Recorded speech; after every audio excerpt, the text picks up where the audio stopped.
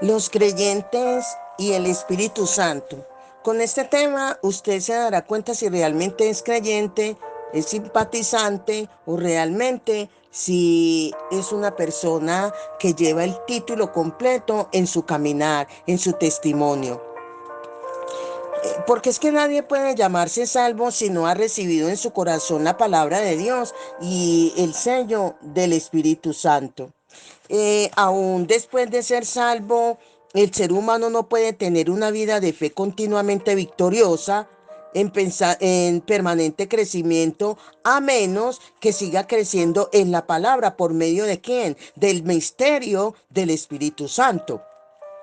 Muchos creyentes tienen una vaga idea de que la salvación solo viene a nosotros cuando nacemos de nuevo al recibir el Evangelio y que alguien nos presenta en el poder del Espíritu Santo. Sin embargo, después de esto, tratan de continuar su vida de fe por medio de su propia fuerza de voluntad y sus esfuerzos humanos. Déjeme decirle que de esta manera sufren una verdadera agonía. ¿Por qué? Porque no hacen el bien que quieren hacer y en cambio hacen el mal que no quisieran hacer. Al final, sus suspiros y gemidos son como los de Pablo, como el apóstol Pablo cuando decía ahí en Romanos 7:24, miserable de mí, ¿quién me librará de este cuerpo de muerte? Déjeme decirle que en la medida en que yo caminaba en un inicio la vida cristiana, desde un comienzo, que era cometiendo fallas tras fallas, errores tras errores, y siempre repetía, miserable de mí. ¿Quién me librará de este cuerpo de muerte? Porque lo que no quiero eso hago por el pecado que mora en mí. Pero aún así no lo entendía. Nuestro Señor prometió una y otra vez que les enviaría a los creyentes el Consolador, el Espíritu Santo, para que esté con vosotros para siempre, dice Juan capítulo 14, el versículo 16. Cuando luchaba en mis fuerzas, humanamente hablando, no había resultados de victoria. Era una lucha continua, permanente y sola. ¿Por qué? Porque no me habían enseñado la importancia de tener en cuenta al compañero, al socio, al que siempre está ahí, que es el Espíritu Santo. De esa manera vivía en derrota tras derrota. Porque es que la Biblia dice que el Espíritu Santo vendría para ayudarnos en nuestra debilidad. Dice Romanos 8:26, tal como lo prometió 7 semanas después de su resurrección, Jesús envió a la tierra al Consolador, al Espíritu Santo. ¿Cómo cuida el Espíritu Santo de los creyentes que han nacido de nuevo por medio de la palabra y de Él mismo? ¿Cómo el Espíritu Santo nos cuida? ¿Cómo nos puede ayudar? Bueno, aquí es para tener una respuesta bíblica según Romanos, el capítulo 8, versículo 26, que dice, y de igual manera el Espíritu Santo nos ayuda en nuestra debilidad, pues qué hemos de pedir como conviene, no lo sabemos, pero el Espíritu mismo intercede por nosotros con gemidos indecibles. Cualquier creyente admitirá que tiene que enfrentarse seriamente con el problema del pecado con verdadera agonía después de haber creído en el Señor Jesús. En el pasado, cuando éramos no creyentes, vivimos en los deseos de nuestra carne, ¿verdad? Haciendo que la voluntad de la carne y de los pensamientos. Dice Efesios 2:3. Entonces no nos sentíamos culpables, aunque vivíamos en pecado. ¿Por qué? Porque el alma estaba muerta ante Dios. En cambio, cuando recibimos vida eterna, el pecado se convierte en un problema para nosotros. Así llegamos a hacernos preguntas como estas. ¿Acaso no tengo más remedio que caer repentinamente en pecado aún después de ser salvo? ¿Es que no tengo el poder necesario para vencer el pecado? En Romanos capítulo 7 y capítulo 8 estos temas, en cuanto a esto, tratan de estos temas, porque es que en Romanos capítulo 6 se nos enseña acerca del cambio fundamental que se produce en una persona cuando cree en Jesucristo. ¿O no sabes que todos los que hemos sido bautizados en Cristo Jesús, hemos sido bautizados en su muerte? Porque somos sepultados juntamente con Él para muerte por el bautismo. ¿A fin de qué? O con el propósito de que como Cristo resucitó de los muertos por la gloria del Padre, así también nosotros andemos en vida nueva. Porque si fuimos plantados juntamente con Él en la semejanza de su muerte, así también lo seremos en la de su resurrección, sabiendo esto que nuestro viejo hombre fue crucificado juntamente con Él, para que el cuerpo del pecado sea destruido, a fin de que no sirvamos más al pecado. Porque el que ha muerto ha sido justificado del pecado, según Romanos capítulo 6, versículo 3 al 7. Porque es aquí de mirar unas grandes, eso son grandes noticias. Y sin embargo, la gente pregunta, ¿qué debo hacer para experimentar esta bendición? La respuesta es sencilla. Todos, pero todos creemos y sabemos que hemos recibido ¿qué? La remisión de los pecados y la salvación por la gracia de Dios. ¿Qué significa esta gracia? Lo he explicado que la gracia significa que Dios obra personalmente a nuestro favor. Si tratáramos de salvarnos a nosotros mismos o de ayudar a Dios a salvarnos, eso no sería gracia. Gracia quiere decir que recibimos por fe lo de Dios, lo que Dios por su parte ha realizado a favor nuestro. Eso es gracia. La persona que ha aceptado a Jesucristo como su Salvador personal es totalmente distinta de la que solo ha aceptado el sistema religioso del cristianismo, los ritos religiosos o una norma de moral. ¿Por qué? Porque es que por medio de Cristo la persona vieja ha sido crucificada, crucificada, ha muerto. Ha muerto ¿a qué? Al pecado. El hombre maldito, eh, corrupto y caído que se originó a partir del primer Adán ha sido sepultado por medio de Jesucristo, por medio de Cristo y con Cristo. Nuestro último Adán ha surgido, nos ha hecho surgir a la vida nueva como persona también nueva. Esta verdad no termina como una teoría. Tan seguro como que yo nací a este mundo en la misma situación que el primer hijo de Adán, también Jesús, el Hijo de Dios, se encarnó en este mundo, donde vivió 33 años. Tal como Él fue crucificado, yo también fui crucificada y sepultada desde el momento en que acepto su sacrificio. Surgí de nuevo como nueva criatura por el poder de ¿qué? De su resurrección. Todos cuantos creemos en Jesucristo lo hemos experimentado. La Biblia nos ordena también que cambiemos de actitud y de manera de pensar. Así también vosotros consideraos muertos al pecado, pero vivos para Dios en Cristo Jesús, Señor nuestro. Romanos 6:11. Tenemos que creer que si alguno está en Cristo, nueva criatura es. Las cosas viejas pasaron, he aquí, todas son hechas nuevas, según 2 Corintios 5:17. Se preguntará por qué el apóstol Pablo agoniza aún en Romanos 7 con la cuestión del pecado, siendo así que en el capítulo 6 habla de haber muerto por medio de Cristo, haber sido sepultado y después haber resucitado como hombre nuevo y justo. La razón es sencilla. Después de morir al hombre viejo y resucitar al nuevo, él depende totalmente del poder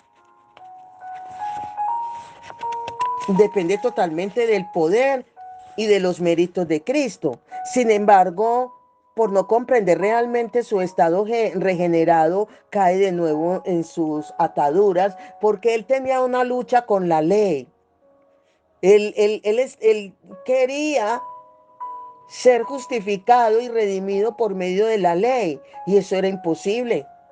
Muchos creyentes no se dan cuenta de que así como no teníamos poder para hacer lo que es justo cuando nos hallábamos en pecado, también después de haber nacido de nuevo carecemos de poder en nosotros mismos para alcanzar la justicia y la santidad. Cuando comenzamos a creer que podemos ser justos y santos gracias a nuestros propios esfuerzos, probamos la amarga copa de la derrota, porque no es así. De igual manera, Pablo se sentía derrotado porque no podía conseguir la gracia, ni la regeneración, ni la restauración total de su espíritu por la ley. No, era por gracia. Los descendientes de Adán han seguido aferrados a la idea de que podíamos hacerlo todo en él solos. Y así lo haría. Sin embargo, en realidad han estado sirviendo al diablo como esclavos, arrastrándose en la derrota. Están ciegos, no salen de su desilusión para poner toda su confianza en Dios, convertidos en que se pueden acarrear a sí mismos la salvación y la santidad. Sufren la derrota sencillamente, ¿por qué? Porque no son capaces de controlar sus apetitos pecaminosos. Me imagino al creyente de Romanos 7, en este caso el apóstol Pablo, peleando una sangrienta batalla contra dificultades gigantescas para llevar una vida justa y santa, trayendo de guarda la ley, pero engañado por el sutil demonio del yo. Está tan cerrado en sí mismo que usa el pronombre de primera persona 40 veces en ese capítulo solamente. Qué persona tan orgullosa. Con todo, al final la palabra de Dios nos hace darnos cuenta de una clara verdad. Es imposible que podamos vencer solo al pecado. Solo no podemos. El escritor termina diciendo, miserable de mí, ¿quién me librará de este cuerpo de muerte? Romanos 7:24. La respuesta a esta pregunta es sencilla, aunque con frecuencia solo se llega a comprender después de fuertes pruebas. Así como la salvación nos llega únicamente cuando confiamos en los méritos del Señor. También la vida de justicia y santidad aparece solo cuando nos apoyamos en el poder del Señor resucitado que habita dentro de los creyentes mediante el Espíritu Santo. Vemos ahí luego en Romanos 8 cómo el apóstol expresa con claridad la respuesta a su propia pregunta. ¿Quién me librará? Era el interrogante. Ahora, pues es de decir que ninguna condenación, según Romanos 8, capítulo 1 y Romanos capítulo 8, el versículo 1 y 2, cuando él dice, ahora pues ninguna condenación hay para los que están en Cristo Jesús, los que no andan conforme a la carne, sino conforme al Espíritu. Porque la ley del Espíritu de vida en Cristo Jesús me ha librado de la ley del pecado y de la muerte. Aquí Pablo nos está diciendo que la victoria es de los que no luchan en el ámbito de sus propios esfuerzos. Los que hemos recibido nueva vida en Jesús, quien ha aplastado al pecado, la muerte, el demonio y la maldición, debemos confiar plenamente en Él, que es vida. Jesús es vida. Jesús es justicia y es santidad. Cuando hacemos de Él nuestra justicia y santidad personal, la ley del Espíritu de vida que se nos revela y se nos da por medio de Él nos libera por completo de la ley del pecado y de la muerte. Cuando nacimos de nuevo, nuestra dirección en la vida y nuestra razón de vivir fueron transformadas, ¿verdad? La Biblia dice, porque en cuanto murió al pecado, murió una vez por todas, mas en cuanto vive para Dios, vive. Romanos 6:10. Debemos tener siempre presente, amigos, hermanos y ministros, que la vida de Cristo no es la vida para el yo. No, al contrario, de principio a fin es una vida vivida para Dios. Recordemos que Adán solo vivió para sí mismo. La consecuencia fue que se convirtió en un siervo del diablo, la personificación del orgullo. La razón por la que hay cristianos nacidos de nuevo que siguen cayendo en los engaños de Satanás es que insisten en seguir viviendo para sí mismos, en lugar de vivir para Dios. Sáquese de su mente la idea que si usted sigue viviendo para sí mismo, es una persona que vive todavía bajo las manos desgarradoras de Satanás. Mientras estamos engañados de esta forma, viviendo para nosotros mismos, nunca podremos escapar de la lujuria y del pecado. En cambio, cuando pongamos como primera prioridad el agradar a Dios en todas las cosas y hacer su voluntad, cuando la palabra de Dios nos haga darnos cuenta o nos haga saber y podamos entender y caer en cuenta que somos nuevas criaturas, que estamos vivos para Dios en Cristo Jesús. De esa manera podremos decir que somos creyentes genuinos. Romanos 6:11 dice al respecto: vivos para Dios en Cristo Jesús. El Espíritu Santo nos dará la capacidad necesaria para producir en abundancia el fruto de la justicia y la santidad. Santidad, ¿qué significa? Apartarse del pecado y estar de acuerdo con Dios. Eso es santidad. Si nos alejamos de algo, vamos hacia algo, ¿cierto? Si nos apartamos del pecado, no debemos servirnos a nosotros mismos, sino servir a Dios por entero. Mientras pasamos este proceso, se va quebrantando poco a poco el egoísmo de confiar en nuestros propios esfuerzos y de servirnos a nosotros mismos. Cuando una persona pone en su confianza o pone su confianza en el poder de Cristo resucitado que lleva dentro y vive solo para agradar y servir a Dios, el Espíritu Santo, el Espíritu de la santidad de Dios, llena a esa persona con una gracia de santidad más profunda, haciéndola acercarse a Dios cada vez más.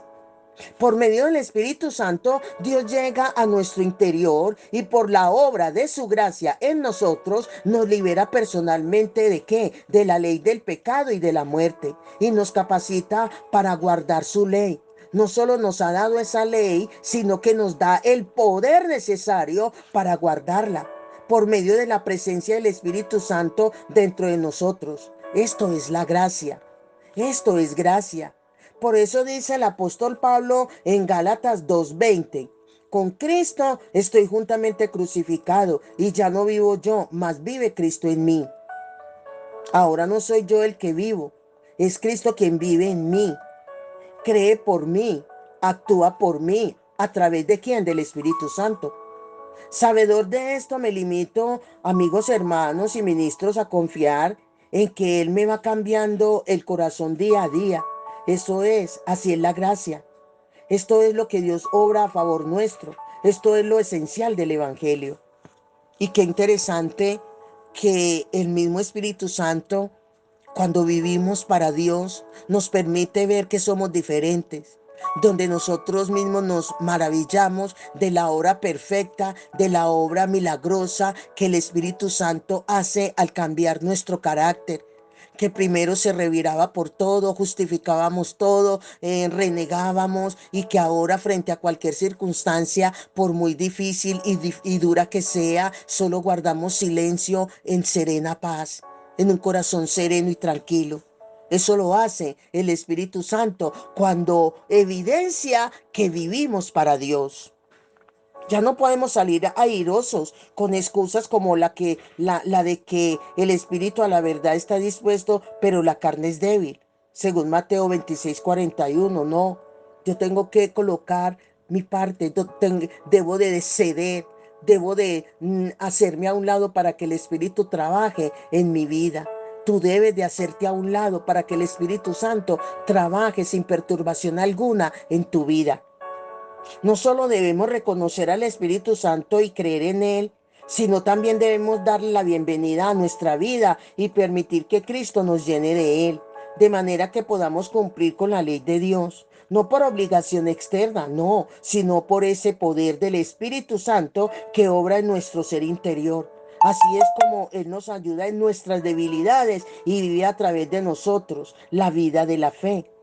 Qué verdad tan grandiosa tenemos con la presencia del Espíritu Santo fluyendo libremente y actuando y trabajando y transformándonos abierta y libremente. Amén. Bendiciones, bendiciones.